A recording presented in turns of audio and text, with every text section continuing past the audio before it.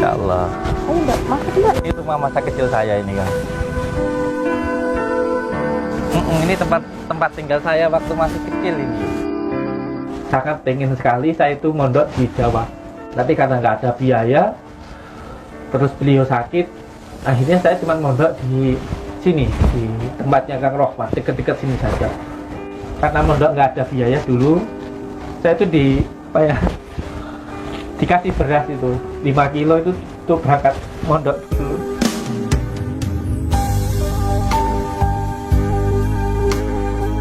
Merawat orang tua saya sampai beliau akhirnya meninggal di pelukan saya, bapak saya itu. Dan satu hal yang saya ingat dari beliau itu, sering saya bertanya ke beliau itu, kenapa bapak ini kalau tiap hari kok tersenyum gitu, terlalu ketawa gitu, padahal badan beliau sakit. Terus beliau bilang, ya bapak ini sehatnya lebih lama daripada sakitnya, tidak apa-apa sakit. Terus beliau itu juga sering bilang ke saya itu bahwa sakit itu menghilangkan dosa-dosa kita, jadi jangan terlalu susah kalau lagi sakit. Itu yang membuat saya itu bangganya luar biasa ke beliau itu.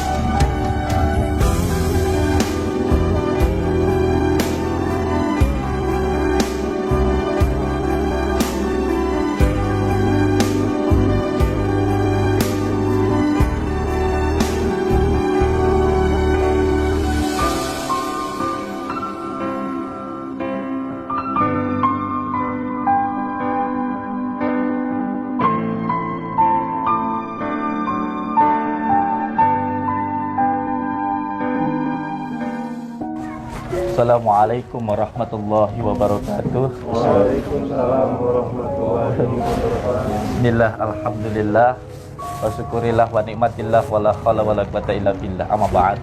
Saudara-saudaraku semuanya, sekarang saya sudah sampai di rumah ibu saya, dan sekarang saya mau menuju ke tempat kediaman saya dulu, tempat lahir saya, tempat saya bersama dengan orang tua saya, yaitu di rumah saya yang ada di atas sana. Alhamdulillah, suatu kenikmatan Allah yang luar biasa. Ini saya ada di Lampung, dan alhamdulillah bisa mengenang masa lalu. Monggo ikuti saya ke tempat saya dulu bermain, tempat tinggal saya. Monggo. Kang, ayo. Semua teng di teng dalam. Istirahat riyen, Kang. Ini Mas tuh, lihat tuh, Mas tuh. Itu alumni Chandra Mawa itu, Masya Allah itu. Lihat sana, sana. Oke Kang, kula tinggal lihat ya. Itu juga alumni dari Chandra Mawa itu, Mas itu. Lagi muat, monggo Bu. Monggo. Saya ingat ini guru ngaji saya ya. Coba lihat ya. Barakallah. Pak Kun corang ya. Siap. Barakallah. Nggih, kula tak mampir. Ajeng teng dalem griya. Nggih, teng griya bapak riyen ya. Oh, nggih. Monggo. Assalamualaikum. Ini rumahnya teman saya dulu, ini Sandiman. Rumahnya Kang Sandiman. Iya.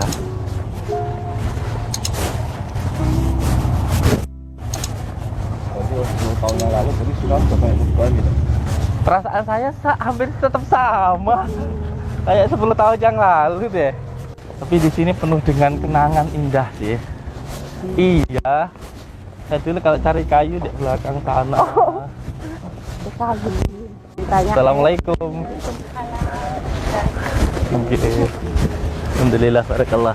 Lihat nggih. Panggil kalian. Oh nggih, barakallah. Assalamualaikum. Nggih. Dia ini paling asma sinten bapake? Ahmad Baidowi. Oh nggih. Nggih.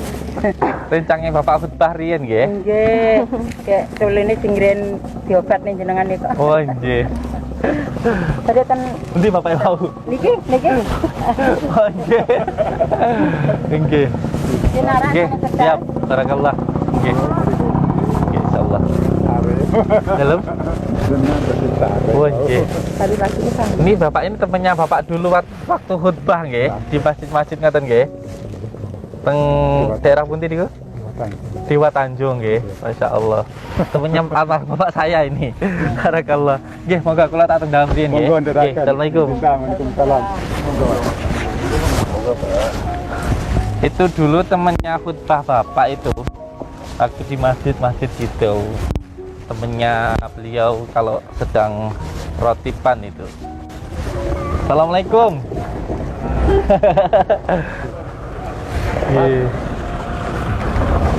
Monggo. Sana. Nah, ini rumah saya. Rumah saya ini. Rumah masa kecil saya ini. Nah, ini. Masya Allah.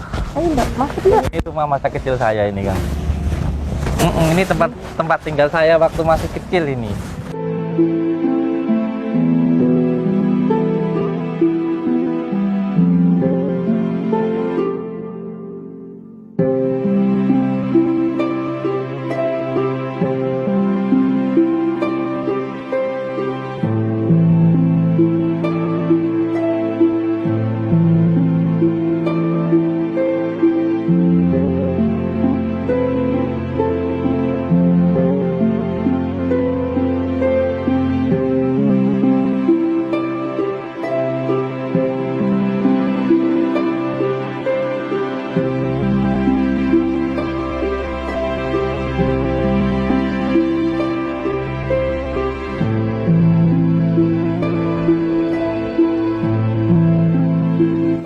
Kamarnya bapak dulu di sini.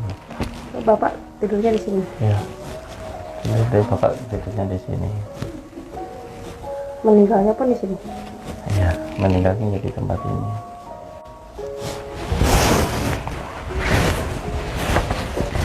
Ini apa namanya, kamarnya abah saya ini. Kamarnya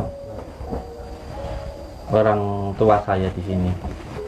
Dan saya merawat orang tua saya di sini hampir 5 tahun lebih saya. Jadi orang tua saya itu dimulai dari saya SD itu sudah sakit-sakitan beliau. Jadi makan minum itu di sini saya yang nyuapin. Makan minum, BAB, pipis itu semua saya yang melayani. Dan beliau itu kalau minum itu pakai sedotan. Jadi kalau saya sekolah itu pulangnya pasti lari saya. Karena apa? Karena saya teringat orang tua saya yang di rumah sedang sakit.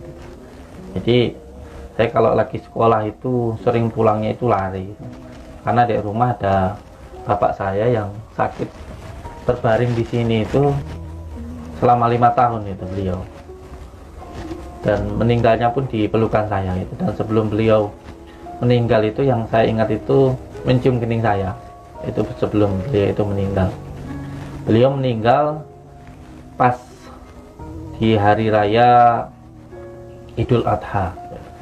Di malamnya itu hari raya Idul Adha, sorenya itu beliau meninggal. Dan beliau itu sakit dimulai dari saya masih SD sampai saya SMP itu beliau sakit gitu. Dan kesukaan beliau itu makanan itu yang saya masak. Jadi sukanya itu daun tiwul itu loh, daun apa? Daun dari ubi jalar itu loh, muntul, bukan tiwul, muntul. Iya, tiwul lamba itu beliau sangat suka kalau masakan itu saya masakin, karena beliau itu enggak bisa makan yang berminyak-minyak karena punya penyakit asma, diabetes, terus beri-beri gitu, badannya itu melembung gitu, akibatnya itu dikok. Jadi waktu itu saya yang merawat beliau karena ibu saya harus bekerja, bahkan pernah sampai berangkat jadi pembantu rumah tangga di Jakarta. Itu saya yang merawat orang tua saya selama 5 tahun, mulai dari makannya, minumnya, mandinya, BAB-nya itu saya yang merawat beliau itu. Dan alhamdulillah terasa suatu nikmat yang luar biasa ketika merawat beliau itu. Dan satu hal yang saya ingat dari beliau itu, sering saya bertanya ke beliau itu, kenapa bapak ini kalau setiap hari kok tersenyum gitu, terlalu ketawa gitu, padahal badan beliau sakit gitu. Terus beliau bilang kepada saya bahwa ya bapak ini sehatnya lebih lama daripada sakitnya gitu, jadi ya tidak apa-apa sakit gitu. Terus beliau itu juga sering bilang ke saya itu bahwa sakit itu menghilangkan dosa-dosa kita itu, jadi jangan terlalu susah kalau lagi sakit. Itu yang membuat saya itu bangganya luar biasa ke beliau itu. Dan satu hal lagi, beliau itu walaupun sakitnya seperti apa itu tidak pernah ketinggalan sholat, tidak pernah sama sekali ketinggalan sholat walaupun beliau itu sakitnya luar biasa. Dan cita-cita beliau dari dulu sebenarnya sangat menginginkan saya itu mau saya mondok ke Jawa. Akhirnya sampai beliau meninggal saya tidak bisa mondok di Jawa. Tapi alhamdulillah dengan izin Allah, ketika saya besar saya bisa sowan ke beberapa kiai walaupun mondoknya nggak lama, 1 bulan, 2 bulan, 3 bulan, ke beberapa kiai gitu. Alhamdulillah sampai terakhir mondok di tanah Jawa, karena beliau dulu itu mondok di Paron, di Ngawi itu bapak saya. Dan beliau selalu bilang pengen sekali memondokkan saya di Jawa ya. Tapi karena nggak ada biaya, jadi nggak bisa ke Pondok Al Jannatul Darul Mawah itu. Yang sebenarnya yang menjadi cita-cita orang tua saya itu sangat pengen sekali saya itu mondok di Jawa. Tapi karena nggak ada biaya, terus beliau sakit, akhirnya saya cuma mondok di sini, di tempatnya Kang Rohmat, dekat-dekat sini saja. Itu pun beliau sudah sangat bangga ketika tahu saya itu mondok. Dan pernah, karena mondok nggak ada biaya dulu, saya itu dikasih beras itu 5 kilo itu untuk berangkat mondok dulu. Tapi enggak, alhamdulillah. Ya alhamdulillah. Walaupun saya enggak bisa mondok lama di Jawa, tapi alhamdulillah sekarang yang terpenting saya bisa berkumpul dengan anak-anak pondok. Makanya saya senang sekali di rumah itu sama anak-anak saya itu ya, karena yang selalu diceritakan oleh orang tua saya tentang pondok dulu, masa kecil beliau di pondok dan sebagainya, itu sangat mempengaruhi psikis saya, sangat-sangat berpengaruh dalam hidup saya. Karena setiap hari abah saya itu selalu bercerita tentang pondok, tentang kehidupan di pondok, tentang makan di pondok. Itu sangat berpengaruh sekali ya. Dan alhamdulillah dari doa orang tua saya, walaupun pada akhirnya saya tidak bisa mondok, beliau tidak bisa mengirimkan saya ke pondok ke Jawa begitu. Walaupun cita-cita beliau pengen saya mondok, tapi saya belum bisa ngirim saya ke pondok. Tapi alhamdulillah berkat dari doa orang tua saya, alhamdulillah sekarang hidup saya rasakan sangat berbahagia. Saya sangat berbahagia sekali dan berharga sekali ketika bisa mendirikan pondok walaupun kecil, bisa berkumpul dengan anak-anak pondok, dengan Ustadz Badrus, dengan Kang Surtam dan lain sebagainya, semuanya lah anak-anak saya di pondok. Makanya cita-cita saya sebenarnya dari dulu bukan mendirikan pengobatan, tapi pondok pesantren yang paling tidak ada kurikulumnya untuk pesantren.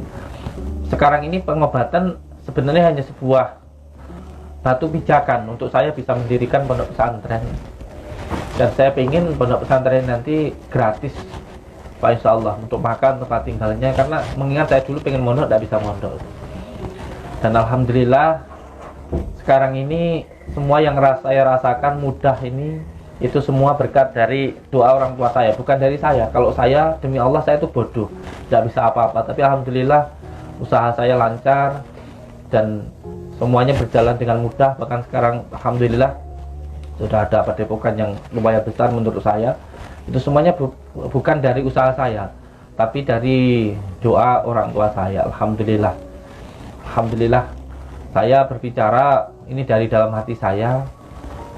yang terpenting dalam hidup ini bagaimana kita berbakti kepada orang tua kita. Maka hidup kita pasti akan bahagia kalau kita berbakti kepada orang tua kita terutama. Alhamdulillah. Nah inilah di kamar ini saya dulu kalau pulang dari sekolah itu lari gitu untuk segera nemuin orang tua saya, karena saya ingat di rumah saya itu nggak ada siapa-siapa dan di rumah saya itu ada orang tua saya yang sakit. Jadi kalau sekolah itu saya sering pulang itu lari gitu. Dan saya itu kalau sekolah dulu itu sepatu itu tidak pernah saya pakai. Karena apa? Karena kalau dipakai itu berlubang gitu kayak buaya gitu. Makanya saya nggak pernah pakai sepatu. Kalau ditanya kenapa gitu, ya nggak apa-apa gitu. Padahal sepatunya itu berlubang kayak buaya gitu dipakai. Terus kalau mata pelajaran gitu, satu buku itu saya pakai 2. Makanya pernah ditanya waktu dikumpulkan sama guru untuk mengumpulkan mata pelajaran waktu itu IPS, itu ilmu pengetahuan sosial. Yang saya kumpulkan itu buku matematika. Lalu ditanya kenapa kok yang dikumpulkan buku matematika gitu, kata gurunya. Saya jawab ya karena buku ini saya jadiin 2 gitu. Yang separuh itu untuk IPS, satunya untuk matematika. Jadi buku 1 saya jadikan 2 karena nggak ada biaya waktu itu.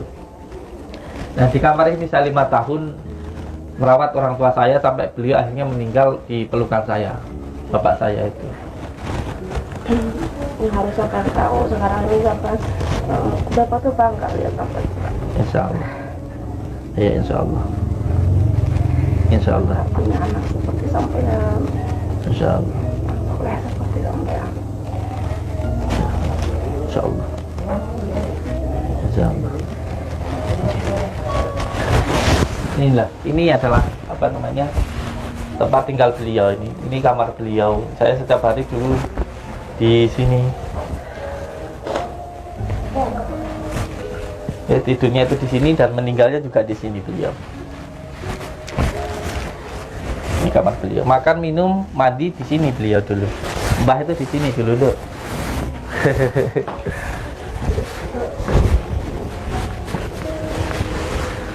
Ini dapur. Nah, ini dapur ini tempat saya bercengkrama dengan orang tua saya, terutama dengan bapak saya, karena setiap malam itu saya berserta dengan ibu saya dan kakak saya itu selalu tiduran di sini. Dan di sini itu kita mijitin bapak kita, bareng-bareng mijitin bapak gitu. Nanti diopai 100 rupiah, itu sewenangnya luar biasa. Dan dulu di sini itu ada TV-nya, TV hitam putih itu. Saya sering kalau sore itu nonton Sulis itu, yang lagunya Umi itu. Saya nontonnya itu sama bapak saya. Makanya saya kalau dengar lagu Sulis itu, yang Umi ibu-ibu itu, saya sangat ingat sekali dengan orang tua saya. Dulu di sini ada TV-nya hitam putih di sini.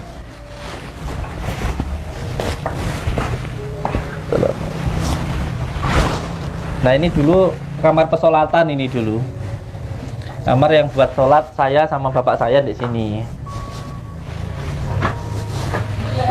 Saya di sini pernah, saya itu sholat dulu di sini itu dibentak ya, pernah, karena sholatnya itu salah. Saya sangat di sini itu dididik waktu untuk belajar sholat di sini. Selama saya ingat banget di sini ini, sering dibentak, dimarahi gitu di sini ini karena sholatnya sering salah gitu, baca doa kunut salah-salah sering. Insyaallah.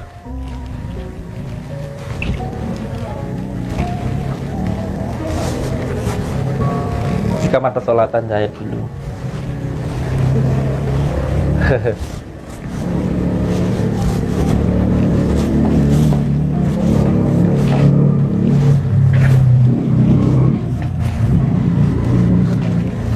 Nah di sini yang dulu saya sering masak buat bapak itu di sini.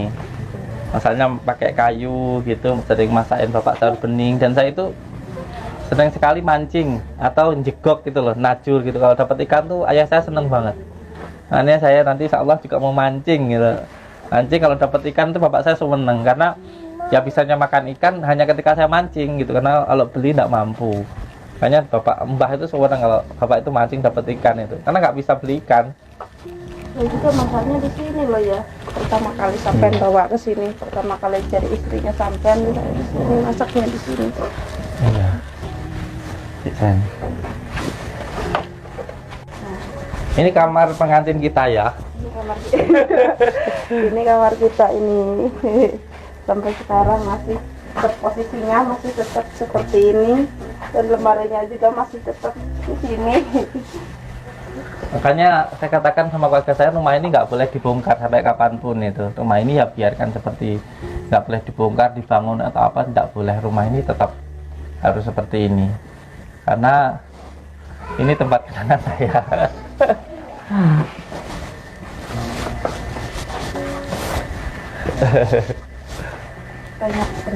Banyak kenangannya di sini tuh. Ini nggak boleh dibongkar ya Mas Agus. Alhamdulillah, bahkan Ini biarkan seperti ini dulu. Sampai kapanpun ya, ya seperti ini. Dirawat aja nggak apa-apa, disapu-sapu. Dirawat, kalau ada yang mau apa namanya bertempat tinggal numpang gitu, nggak apa-apa di sini. Saya dari dulu saya seneng duduk-duduk di sini nih, dari dulu.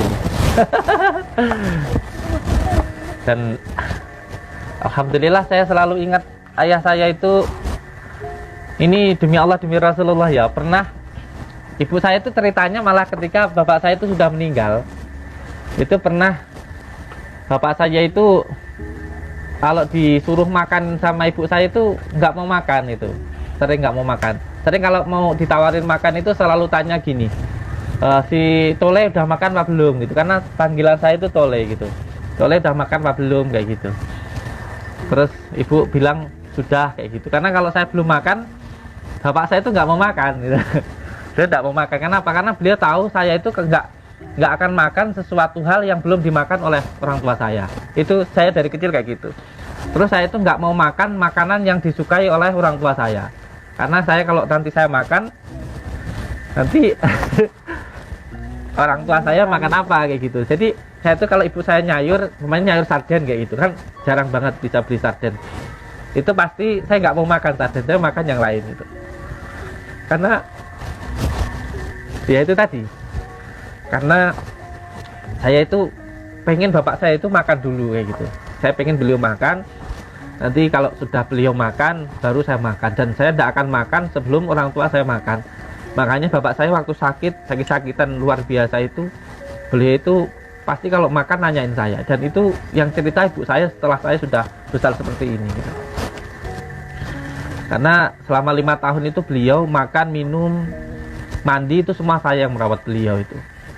Makanya suatu apa ya, kebahagiaan yang luar biasa gitu ketika bisa bersama dengan beliau. Dan satu hal beliau itu yang saya selalu ingat, perkataan beliau ke saya itu selalu mengulang-ulang perkataan sengsara itu membawa berkah. Itu yang selalu disampaikan oleh orang tua saya. Jadi beliau selalu bilang ke saya bahwa ya sengsara itu membawa berkah itu. Jadi orang hidup sengsara itu membawa berkah. Karena dari kesengsaraan itu kita nanti bisa jadi kuat, insya Allah. Ya di sini, ini masa kecil saya ini sayang. Masa kecil saya di sini. Saya biasa kalau kecil itu duduk di situ gitu. Terus di ruang tengah tadi itu saya, kakak saya, ibu saya itu biasa mijitin bapak saya gitu malam itu sambil ngobrol-ngobrol kayak gitu. Itu kebiasaan saya dari kecil, mijitin orang tua itu. Alhamdulillah. Ini dari saya masih kecil, berarti rumah ini sudah hampir berumur 30 tahun ini, rumah ini. Alhamdulillah masih kuat. 30 tahun sayang, sampai udah lebih dari 30 iya. tahun. Lebih 2 tahun ya. 50 tahunan dengan Oke, alhamdulillah sekarang bisa sampai di sini. Dan yang membuat saya lebih senang lagi, sekarang saya banyak anak itu. Ada hampir 50 ya anak saya. Dan yang paling penting hidup ini yang penting berbakti ke orang tua saya. Kalau ke orang tua kita baik, pasti hidup kita baik. Karena apapun yang kita lakukan itu tergantung bagaimana kita ke orang tua. Kalau ke orang tua baik, maka hidup kita pasti baik. Ya, nanti kita di sini jalan-jalan ke pondok yang saya dulu mondok. Karena bapak saya dulu sangat pengen sekali saya mondok di tanah Jawa. Tapi karena beliau keburu sakit, saya pun juga nggak mengharapkan untuk bahkan sekolah pun saya. Tapi ini jangan dicontoh ya. sekolah pun saya keluar dari sekolah. Boleh ditanya ke saudara-saudara saya yang ada di sini. Saya sebentar lagi sudah lulus sekolah, saya keluar. Waktu itu saya ditanya sama bapak saya, "Leh, jenengan kok enggak sekolah?" gitu. Saya bilang, "Saya keluar, Pak." gitu. "Loh, kenapa kok keluar?" Bapak saya bilang kayak gitu. Saya bilang, "Kalau cari ilmu lain waktu saya masih bisa. Cari harta saya lain waktu mungkin masih bisa, tapi kalau untuk merawat panjenengan ya waktunya hanya ini saja." gitu. Terus akhirnya benar, saya keluar dari sekolah 3 bulan, beliau meninggal. Jadi saya dulu keluar dari sekolah waktu itu. Tapi jangan dicontoh, ini saya pribadi, prinsip saya gitu. Dan beliau sangat pengen sekali saya itu waktu itu mondok di tanah Jawa, karena beliau dulu waktu saya pijiti malam gitu bareng-bareng gitu selalu menceritakan ketika beliau ada di pondok di Paron gitu. Pondok beliau di Paron itu jadi sangat menginspirasi saya untuk pengen sekali di pondok gitu. Makanya ketika orang tua saya meninggal, saya merantau langsung dari pondok ke pondok yang lainnya. Dimulai dari Pondok Buntet dulu saya berada di situ beberapa waktu, terus ikut Suyuti Al-Ghazali Cepu Jawa Tengah, terus saya ikut Hamid dan sebagainya. Itu derek-derek lah beberapa kiai gitu. Alhamdulillah. Ini sudah maghrib, saya mau sholat maghrib dulu, dan insya Allah nanti kita main ke tempat pondok saya dulu, tempatnya Gus Rahmat, tempatnya Kang Rahmat. Dan nanti insya Allah untuk semua saudara-saudaraku, pengobatannya dimulai tanggal 27 di Pondok Darun Najah, insya Allah. Jadi mulai tanggal 27 sampai tanggal 30 ya, sampai tanggal 30 hari raya itu saya ada di Tulang Bawang, Masjid Lampung Utara, tepatnya di Desa Gedung Boga, Dusun Bakti, saya tempat kelahiran saya sini. Saya ucapkan terima kasih untuk semua saudaraku yang mau bersilaturahmi, ingin ikut ruqyah, monggo silahkan langsung saja datang ke Pondok Darun Najah.